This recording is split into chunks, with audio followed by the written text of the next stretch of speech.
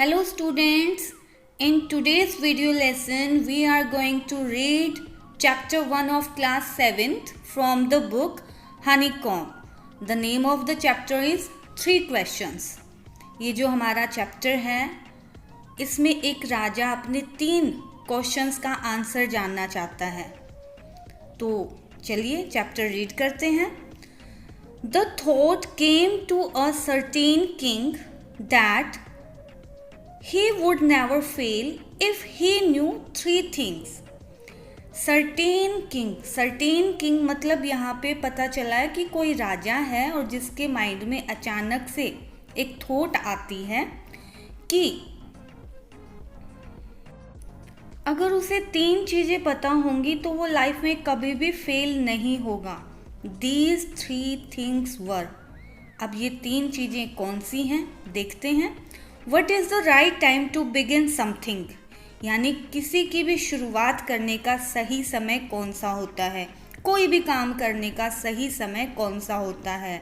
Which people should he listen to?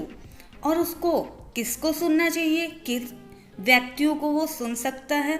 What is the most important thing for him to do? और सबसे ज़्यादा important चीज़ कौन सी है जो उसको करनी चाहिए. राजा के पास ये 3 क्वेश्चन है. कौन कौन से क्वेश्चन हैं. सबसे पहला है कि कोई भी काम शुरू करने का सही समय कौन सा है और किन लोगों की बात उसे सुननी चाहिए और सबसे ज़्यादा इम्पोर्टेंट चीज़ उसके लिए क्या है जो उसको करनी चाहिए. The king therefore sent messengers throughout his kingdom promising a large sum of money to anyone who would answer these 3 questions. अब यहाँ पे जो राजा है क्या करता है, उसके बाद मैसेंजर्स को भेज देता है. मैसेंजर्स होता है यहाँ पे संदेशवाहक, जिसको दूत भी बोला जाता है. तो अपने राज्य में मैसेंजर्स को भेज देता है और प्रॉमिस भी करता है कि बहुत अच्छा इनाम भी मिलेगा, उसको पैसे भी दिए जाएंगे जो भी उसके इन 3 क्वेश्चंस का आंसर देगा उसको. Many wise men came to the king but they all answered his questions differently. अब बहुत सारे बुद्धिमान व्यक्ति राजा के पास आते हैं और आंसर भी देते हैं, लेकिन अलग अलग लोग हैं तो आंसर भी तो अलग अलग होंगे. तो सबके जो आंसर थे वो डिफरेंट थे. In reply to the first question के रिप्लाई में सम सैड कुछ कहते हैं the king must prepare a timetable, कि राजा को क्या करना चाहिए, राजा को टाइम टेबल प्रिपेयर करना चाहिए.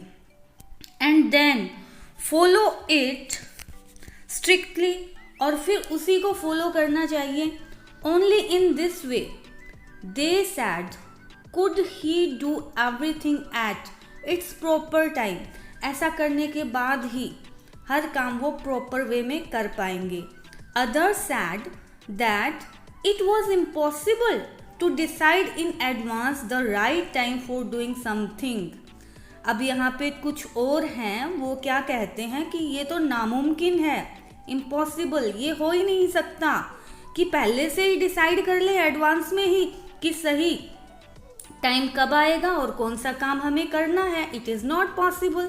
The king should notice all that was going on. और यहाँ पे जो राजा है वो सबको नोटिस कर रहा है, सबका ध्यान रख रहा है. Avoid foolish pleasures. इन सब बेवकूफ़ियों से बचना होगा. And always do what ever seemed necessary at that time. और हमेशा वही करना होगा जो उस समय पे जरूरी हो. Yet others said that the king needed a council of wise men who would help him act at the proper time. और कुछ दूसरे जो हैं वो क्या कहते हैं कि जो राजा है, राजा को कुछ वाइज मैन की नीड है जो उसकी हेल्प कर सकें. अब काउंसिल क्यों रखनी चाहिए, क्योंकि एक आदमी के लिए तो ये इम्पॉसिबल है कि वो डिसाइड कर पाए कि उसको करेक्ट वे में क्या काम करना है. Without help from others the right time for every action. इसका मतलब क्या हुआ? इसका मतलब कि दूसरों की हेल्प के बिना एक व्यक्ति कोई भी कार्य अच्छे से नहीं कर सकता. But then others said that there were some things which could be urgent. लेकिन कुछ और हैं जो अलग आंसर देते हैं. These things could not wait for the decision of the council. कि बहुत सारी ऐसी चीज़ें हैं जो किसी का वेट नहीं करती. कुछ ऐसी ज़रूरत भरी चीज़ें भी हैं. These things could not wait for the decision of the council. और ये चीज़ें किसी काउंसिल के डिसीजन का वेट नहीं करेंगी. In order to decide the right time for doing something, it is necessary to look into the future. अब यहाँ पे क्या बताया गया कि ये डिसाइड करने के बजाय कि कौन सा काम कब करना है, क्या ज़रूरी है कि फ्यूचर को देखा जाए. And only magician could do that. The king therefore would have to go to magicians. अब यहाँ पे क्या बोला गया है कि फ्यूचर को कौन देख सकता है? फ्यूचर को तो सिर्फ जादूगर ही देख सकता है. तो राजा को किसके पास जाना चाहिए? राजा को जादूगर के पास जाना चाहिए. In their answers to the second questions, अब जो second question था उसके आंसर में some said that the people most necessary to the king were his counselors. अब यहाँ पे जो वर्ड काउंसिलर्स आया है इसका मतलब क्या होता है? मेंबर्स ऑफ द काउंसिल, यानी जो वाइज मैन है उनका एक ग्रुप. तो यहाँ पे क्या बोला गया है सेकंड क्वेश्चन के आंसर में कि कुछ लोग कहते हैं कि राजा के लिए क्या इम्पोर्टेंट है? काउंसिलर्स इम्पोर्टेंट हैं. Other sad the priest. और दूसरे क्या बोलते हैं? पुजारी. A few others chose the doctors. और कुछ ने किसको चोज किया? डॉक्टर्स को. And yet other sad that his soldiers were the most necessary. और कुछ बोलते हैं कि सोल्जर्स जो सैनिक होते हैं वो सबसे ज़्यादा नेसेसरी हैं. यानी डिफरेंट लोग हैं तो सबकी थिंकिंग भी डिफरेंट है. To the third question. अब आता है थर्ड क्वेश्चन, यानी तीसरा प्रश्न क्या था? Some said science, others chose fighting and yet others religious worship. अब यहाँ पे कुछ ने साइंस को चुना है, कुछ ने फाइटिंग यानी युद्ध वगैरह को चुना है और कुछ ने धार्मिक चीज़ों को चुना है. As the answers to his questions were so different, the king was not satisfied and gave no reward. अब जो आंसर थे, अब जो राजा को क्वेश्चंस के आंसर मिले वो सब डिफरेंट थे, अलग अलग थे. The king was not satisfied. Satisfied मतलब यहाँ पे जो किंग है वो संतुष्ट नहीं हुआ आंसर से. And gave no reward. और किसी को कोई भी रिवार्ड नहीं दिया. Instead he decided to seek the advice of a certain hermit. अब यहाँ पे राजा किसके बारे में बताता है? हर्मिट के बारे में. हर्मिट कौन होता है? A person who lives alone and leads a simple life. यानी एक सन्यासी जो सिंपल सी लाइफ जीता है. तो यहाँ पे जो राजा है वो क्या डिसाइड करता है कि मुझे किसकी एडवाइस लेनी चाहिए? किसी हर्मिट की एडवाइस लेनी चाहिए. Who was widely known for his wisdom. और जो अपनी बुद्धि के लिए जाना जाता है. The hermit lived in a would. अब जो हर्मिट है वो कहाँ रहता है? वुड. यहाँ पे जो वुड आया है हमारा ये फॉरेस्ट के लिए यूज़ हुआ है, अ स्मॉल फॉरेस्ट. तो जो हर्मिट है वो फॉरेस्ट में रहता है, विच ही नेवर लेफ्ट. और जिसको कभी नहीं छोड़ता. He saw no one but simple people. और वो किसी से नहीं मिलता, सिर्फ साधारण सिंपल आम आदमियों से वो मिलता है. And so the king put an ordinary clothes. और इसीलिए जो राजा है वो साधारण से वस्त्र धारण करता है.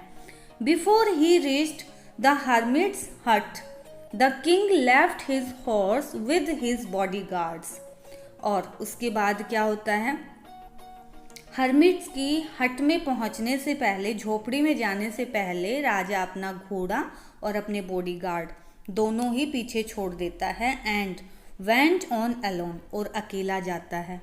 As the king came near the hermit's hut, जैसे ही राजा हर्मिट्स की झोपड़ी के पास पहुंचता है, ही सा the hermit digging the ground in front of his, और फिर वो क्या देखता है हर्मिट को कि मिट्टी को खोद रहा है हर्मिट ऑफ हिज हट। ही greeted the king and continued digging, उसके बाद जो हर्मिट है वो राजा को विश करता है और फिर से लग जाता है मिट्टी को खोदने दोबारा से। The hermit was old and weak, यहाँ पे जो हर्मिट है वो काफ़ी ओल्ड हो चुका है, बूढ़ा हो चुका है और काफ़ी कमज़ोर भी हो चुका है। And as he worked he breathe heavily, और जैसे वो सांस ले रहा है तो जो सांस है वो बहुत ही हैविली ले रहा है, क्योंकि वो ज़्यादा हाफ रहा है, थक गया है, क्योंकि वो बहुत बड़ा बुजुर्ग और वीक है। The king went up to the hermit and said, अब यहाँ पे जो किंग है वो हर्मिट के पास जाता है और पूछता है, I have come to you wise hermit to ask you to answer 3 questions. अब यहाँ पे राजा क्या बताता है कि मैं आपके पास आया हूँ और अपने 3 प्रश्नों का उत्तर जानने के लिए। How can I learn to do the right thing at the right time, कि मैं कैसे सीख सकता हूँ कि कौन से समय में सही काम करना चाहिए। Who are the people I need most, और कौन से ऐसे पीपल हैं जिनकी मुझे सबसे ज़्यादा ज़रूरत है। And what affairs are the most important, और कौन से कार्य सबसे ज़्यादा इम्पोर्टेंट है मेरे लिए।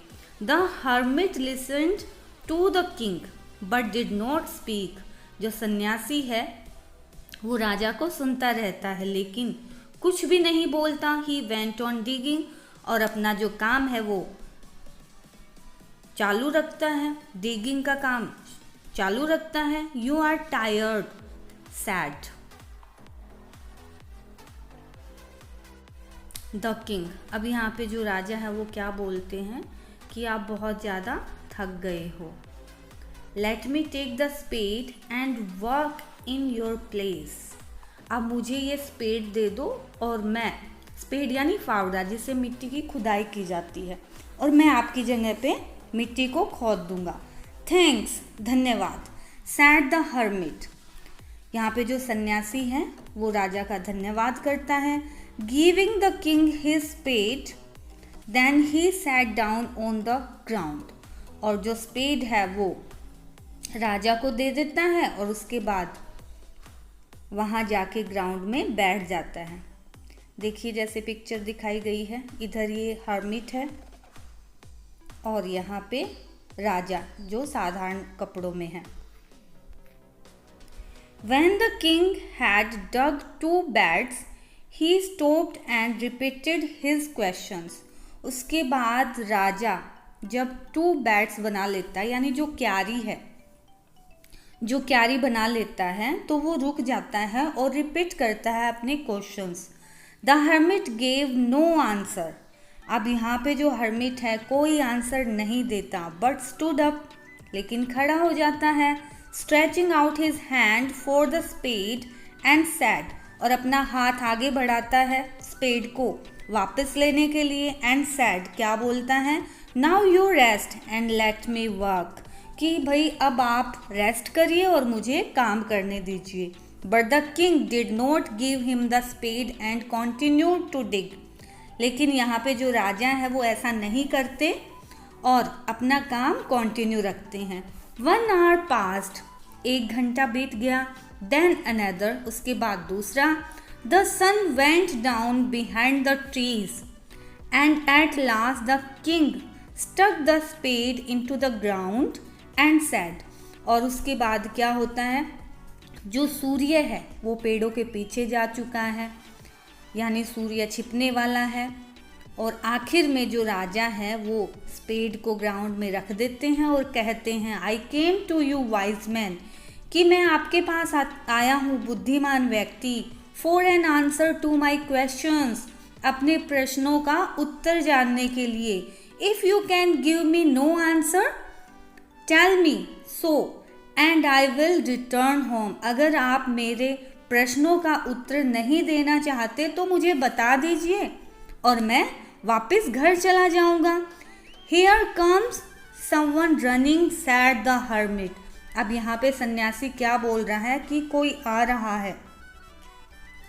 The king turned round and saw a bearded man. राजा जैसे ही मुड़कर देखता है तो उसे कौन दिखाई देता है? एक दाढ़ी वाला आदमी उसे दिखाई देता है जो भागते हुए आ रहा है उनकी तरफ. His hands were pressed against his stomach, from which blood was flowing. अब क्या हुआ है कि उसने अपने हाथ जो है अपने पेट के ऊपर दबाए हुए हैं और वहाँ से बहुत सारा खून जो है वो बह रहा है. When he reached the king, he fainted. और जैसे ही वो राजा के पास पहुँचा, he fainted. Fainted means lost consciousness, यानी बेहोश हो जाना. वो बेहोश हो जाता है and fell to the ground. और नीचे ग्राउंड में गिर जाता है. The king and the hermit, उसके बाद राजा और hermit, remove the man's clothing and found a large wound in his stomach. जैसे ही कपड़े हटाते हैं वहाँ से तो उन्हें पता चलता है कि इसे तो बहुत गहरी चोट लगी हुई है पेट में. The king washed and covered it with his handkerchief. अब जो चोट लगी हुई थी वो राजा उसको साफ करता है और अपने हैंकी से कवर कर देता है. But the blood would not stop flowing. लेकिन जो ब्लड है वो नहीं रुकता बहने से. The king redressed the wound until at last the bleeding stopped. और जो राजा है वो कंटिन्यू ऐसे ही करता रहता है जब तक कि जो ब्लड है वो पूरी तरह से नहीं रुकता. The man felt better and asked for something to drink. अब जो मैन था वो काफ़ी बेटर फील कर रहा था, काफ़ी अच्छा महसूस कर रहा था और कुछ पीने के लिए उसको चाहिए था. The king brought fresh water and gave to him. उसके बाद जो राजा है वो क्या लेकर आता है? फ्रेश वाटर लेके आता है और उसको दे देता है. By this time the sun had set and the air was cool. और जो समय था, जो सूर्य जो था वो ढल चुका था और जो हवा थी वो बहुत ही कूल थी, ठंडी थी. The king with the hermit's help carried the wounded man into the hut and laid him on the bed. उसके बाद जो राजा है हर्मिट्स की हेल्प से उस घायल व्यक्ति को अंदर हट के अंदर ले जाता है और बेड पे लेटा देता है. The man closed his eyes and ले क्वाइट. उसके बाद जो आदमी है वो अपनी आंखें बंद करता है और लेट जाता है. The king tired by his work and the work he had done. अब जो राजा है वो भी थक चुका था क्योंकि सारा दिन उसने काम भी तो किया था. Lay down on the floor and slept through the night. और फर्श पे लेट जाता है और पूरी रात सोता रहता है. When he awoke, it was several minutes before he could remember. और जब वो उठता है,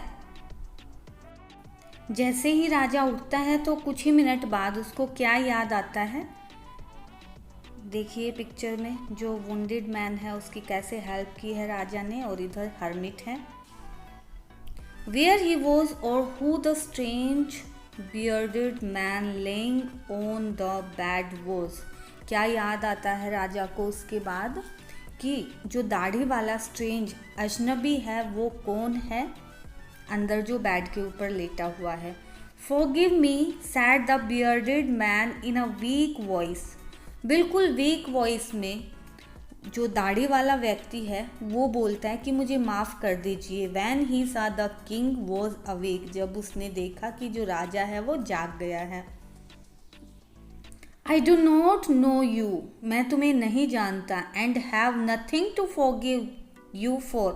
और तुम्हें किस लिए माफ़ कर दे, ऐसी कोई चीज़ नहीं है. Said the king. राजा बोलता है. You do not know me, but I know you. तुम मुझे नहीं जानते लेकिन मैं आपको अच्छे से जानता हूँ. I am that enemy of yours, मैं कौन हूँ? तुम्हारा शत्रु हूँ। Who swore revenge on you, जो तुमसे बदला लेना चाहता है।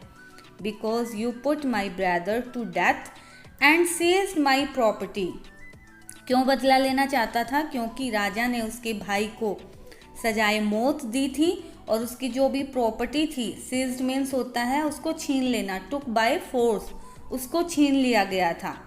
आई knew you had gone alone to see that hermit, मुझे पता था कि आप अकेले जा रहे हैं सन्यासी के पास। And I made up my mind to kill you on your way home, और मैंने अपना दिमाग बना लिया था कि अब आप अकेले हैं और ऐसे करके मैं आपको मार सकता हूँ। बट द डे पास्ट, लेकिन जो दिन है वो गुजर गया। And you did not return, और आप वापस नहीं आए। So I left my hiding place and I came upon your bodyguard, उसके बाद मैं जहाँ से छुपा हुआ था मैंने वो जगह छोड़ दी, और किसको मिल गया वो? उसके बॉडीगार्ड को मिल गया, राजा के बॉडीगार्ड को।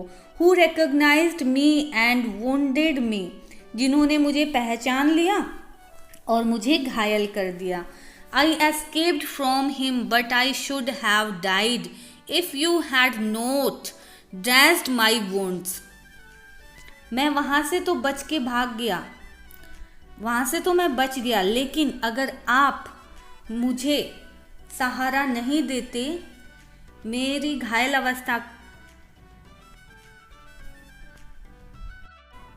अवस्था में मेरी हेल्प नहीं करते तो शायद मैं मर जाता, और अगर आप पट्टियाँ ना करते तो। I wished to kill you, मेरी इच्छा थी आपको मारने की। And you have saved my life, लेकिन आपने मेरी जान बचा दी। नाउ अब, इफ़ आई लिव, अगर मैं जिंदा रहता हूँ, I will serve you as your most faithful servant and will order my sons to do the same. Forgive me. अब यहाँ पे जो घायल व्यक्ति था वो क्या बोलता है कि अगर मैं और जिंदा रहता हूँ तो हमेशा आपकी सेवा करूँगा और मेरे बच्चे भी आपके वफादार बन के रहेंगे और मुझे माफ़ कर दीजिए। The king was very happy to have made peace with his enemy so easily. अब यहाँ पे जो राजा है वो बहुत ज़्यादा खुश हो गया कि उसका जो एनिमी था, दुश्मन था, इतनी आसानी से उसका मित्र बन जाता है। And to have won him over as a friend, he not only forgive him but said he would send his servants and his own doctor to look after him. अब यहाँ पे ना ही राजा सिर्फ उसको माफ़ करता है बल्कि अपने नौकर और डॉक्टर को भी उसके पास भेज देता है ताकि उसका ध्यान रखा जा सके, बियर्डेड मैन का। And he promise to give back the man his property, और उसकी जो भी प्रॉपर्टी थी वो भी वापस करने का प्रॉमिस करता है राजा। Leaving the wounded man, the king went out of the hut and looked around for the hermit. उसके बाद वुंडेड मैन को छोड़ने के बाद राजा वापस से हट में जाता है और देखता है हर्मिट को। Before going away he wished once more to get answers to his questions. अब राजा के माइंड में क्या है कि चलो एक बारी और जाने से पहले मैं पूछ लेता हूँ सन्यासी से कि मेरे प्रश्नों का उत्तर मिलेगा या नहीं। The hermit was on his knees sowing seeds in the beds that had been dug the day before. और हर्मिट कहाँ थे, सन्यासी कहाँ थे? सन्यासी अपने घुटनों के ऊपर काम कर रहे थे, वहाँ पे बीजों को बोया जा रहा था क्यारी में, जो कि एक दिन पहले खोदी गई थी। The king went up to the hermit and said. अब यहाँ पे राजा हर्मिट के पास जाते हैं और बोलते हैं, for the last time I beg you to answer my questions wise man, कि आखिरी बार मैं आपसे प्रार्थना कर रहा हूँ, आपसे भीख मांग रहा हूँ कि प्लीज़ मेरे क्वेश्चंस का आंसर दे दीजिए, वाइज मैन बुद्धिमान व्यक्ति। You have already been answered, said the hermit, still bending down on the ground and looking up at the king as he stood before him. और यहाँ पे जो हर्मिट हैं वो क्या बोलते हैं कि तुम्हें तो अपना आंसर मिल चुका है।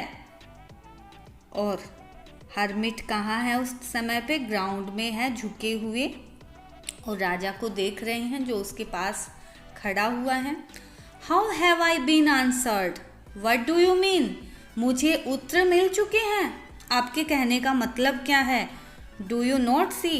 क्या तुमने नहीं देखा? Replied the hermit. Hermit answer देता है, रिप्लाई करता है। If you had not pitted my weakness yesterday and had not dug these beds for me, you would have gone away. अब यहाँ पे जो हर्मिट है वो क्या बोलते हैं? यदि तुम मुझ पर दया नहीं करते, मेरी वीकनेस पे ध्यान नहीं देते यस्टरडे, और ये ज़मीन नहीं खोदते, you would have gone away, तुम चले जाते यहाँ से। Then that man would have attacked you and you would have wished you had stayed with me. और तब क्या होता? तुम्हारा जो दुश्मन था वो तुम पर अटैक कर देता, और तुम मन में क्या सोचते कि मुझे तो सन्यासी के पास रह जाना चाहिए था। So the most important time was, तो इसलिए सबसे ज़्यादा इम्पोर्टेंट समय कौन सा हुआ? When you were digging the bats, जब यहाँ पे आप मिट्टी को खोद रहे थे, क्यारियाँ बना रहे थे, तो ये हो गया आपका most important time. And I was the most important man, और सबसे ज़्यादा इम्पोर्टेंट मैन कौन था? वो मैं था। And to do me good was your most important business, और मेरा कार्य करना, मेरे लिए अच्छा काम करना ही तुम्हारा मोस्ट इम्पोर्टेंट बिजनेस था। आफ्टरवर्ड्स, उसके बाद when the man ran to us, उसके बाद जब वो मैन भागता हुआ हमारे पास आया, the most important time was when you were caring for him, तो मोस्ट इम्पोर्टेंट टाइम कौन सा था? जब तूने उस घायल व्यक्ति की केयर की, देखभाल की। Because if you had not dressed his wounds he would have died, अगर आप उसकी ड्रेसिंग अच्छे से नहीं करते, पट्टियाँ नहीं करते, तो वो मर जाता। Without having made peace with you, और तुम्हारे साथ उसकी जो फ्रेंडशिप थी, जो शांति थी, वो कभी नहीं होती। So he was the most important man, इसलिए वो आदमी मोस्ट इम्पोर्टेंट था। And what you did for him, और उसके लिए आपने जो किया, was your most important business, वही आपका सबसे ज़्यादा इम्पोर्टेंट बिजनेस था, कार्य था।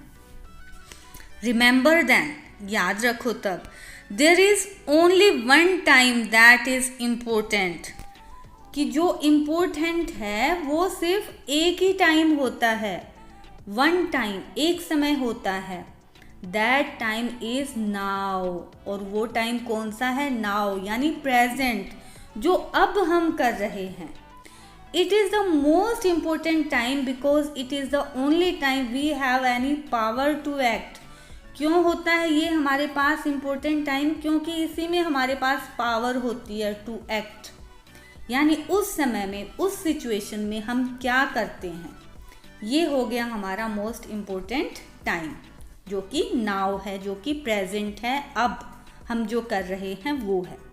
The most necessary person is the person you are with at a particular moment, और most important person कौन होता है? जिसके साथ आप उस पर्टिकुलर, विशेष समय में होते हो, वो आपका मोस्ट इम्पोर्टेंट पर्सन हो गया। For no one knows what will happen in the future and whether we will meet anyone else. No one's knows, कोई भी नहीं जानता कि फ्यूचर में क्या होगा और हम दोबारा मिलेंगे किसी से या नहीं।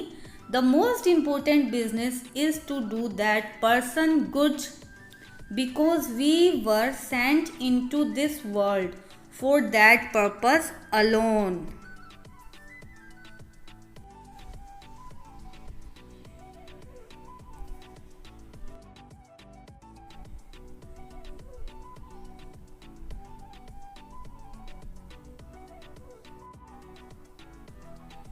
तो मोस्ट इम्पोर्टेंट बिजनेस क्या है? जब हम जिस पर्सन के साथ होते हैं उसकी भलाई करना, because we were sent into this world for that purpose, क्योंकि हमें भगवान ने किस लिए भेजा है, सिर्फ उसी उद्देश्य से भेजा है कि हम मानवता की भलाई कर सकें। Thank you.